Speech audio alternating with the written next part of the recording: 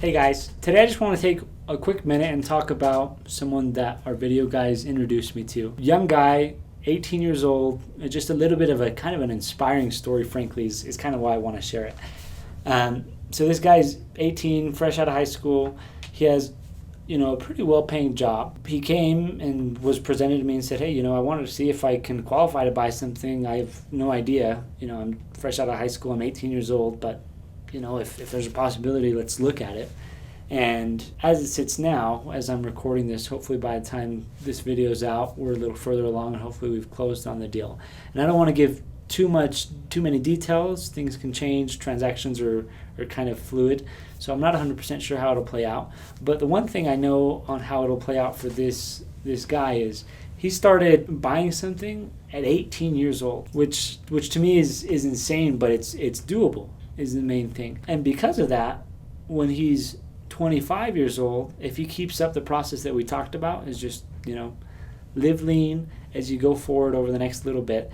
As much money as you can set aside $10,000 to $15,000 every year, which with his income, I think he'll be able to do that no problem. Buys a house every year for the next 6 years. By the time he's 24, which is my age, not too old, at least I hope not. I feel kind of old sometimes, but anyway, pretty young. At that point, he could theoretically be all done with his real estate purchasing process.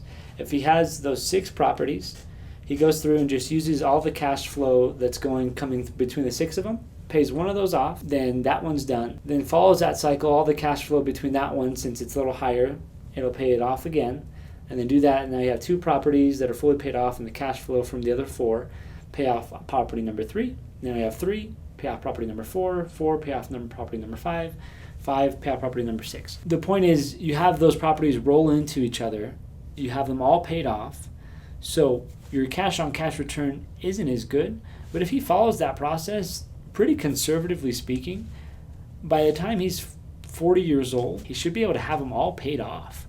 If you have 6 properties that are having $2,000 a month in cash flow between all of them, you're 40 years old, have a couple $1,000,000 in real estate that you own free and clear, and on top of that, you're netting.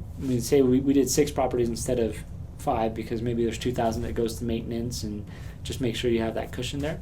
But $10,000 a month when you're 40 years old that's coming through passively is a pretty darn good place to be. So hopefully this little video just kind of inspires you, and that's all these scenarios are just assuming that his income doesn't go up, and it assumes that the property's value stayed pretty close to the same and the rents stay pretty close to the same. As time goes forward, those rents go up. Historically, that's been what happened. Appreciation comes in and takes place. He's receiving tax benefits throughout the whole process, and it's just a pretty darn good setup for him. So if you guys are younger, or if you're a parent and you're like, hey, how can I help my kid without necessarily overdoing it?